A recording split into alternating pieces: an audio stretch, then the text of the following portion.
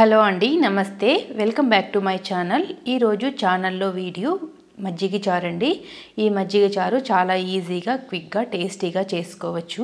ఈ మజ్జిగ చారును ఎలా ప్రిపేర్ చేసుకోవాలో చూసేదానికంటే ముందు ఫస్ట్ టైం మన ఛానల్ని ఎవరైనా చూస్తుంటే ఛానల్ని సబ్స్క్రైబ్ చేసుకోండి. అలాగే వీడియోని పూర్తిగా చూసి లైక్ చేసి షేర్ చేయండి. ఈ మజ్జిగ చారు కోసం ముందుగా కాస్త పుల్లగా ఉన్న మజ్జిగను తీసుకోవాలండి. మన దగ్గర చిలకన మజ్జిగ లేకపోతే పెరుగు ప్యాకెట్ను కూడా ఎక్కడ ఉండలు లేకోకుండా ఇలా మజ్జిగలా ప్రిపేర్ చేసుకోవాలి. ఇలా ప్రిపేర్ చేసుకున్న తర్వాత ఇందులోకి మీడియం సైజ్ ఆనియన్, బాగా పండిన టమోటాను ఇలా చిన్న పీసెస్గా కట్ చేసుకొని యాడ్ చేసుకోవాలండి. తర్వాత మన టేస్ట్కి సరిపడా పచ్చిమిరపకాయలు, అందులోకి చిన్నుల్లిపాయలు, జీలకర్ర, ఉప్పు కలిసి ఇలా పేస్ట్ లాగా చేసుకుని వేసుకోవాలి. తర్వాత పొడి బియ్య పిండి, చిటికెడు పసుపు కూడా యాడ్ చేసుకుని ఇవన్నీ ఈవెన్గా కలిసే విధంగా మజ్జిగలోకి నీట్గా కలుపుకోవాలండి. ఇలా కలుపుకున్న తర్వాత పోపు వేసుకొని అందులోకి మనం ముందుగా కలిపి పెట్టుకున్న ఈ మజ్జిగను యాడ్ చేసుకోవాలి. మజ్జిగను యాడ్ చేసిన తర్వాత మంటని హై ఫ్లేమ్లో పెట్టుకుని మజ్జిగను బాగా కలుపుకుంటూ ఉడికించుకోవాలండి.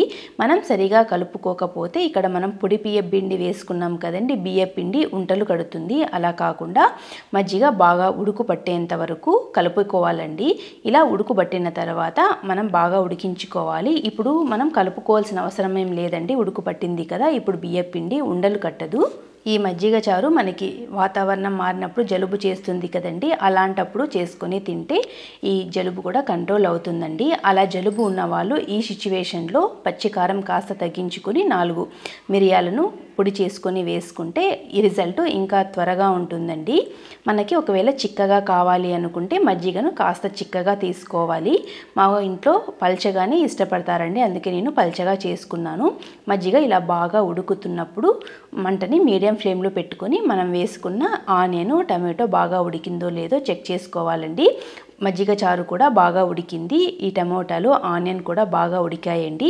ఇప్పుడు మనం స్టవ్ని మీడియం ఫ్లేమ్లో ఒక 2 నిమిషాలు పెట్టి ఉడికించుకొని తర్వాత స్టవ్ ఆఫ్ చేసుకుని ఒక ప్లేట్ పెట్టుకుంటే మన మజ్జిగ చారు రెడీ అయిపోతుందండి. అంతే అండి.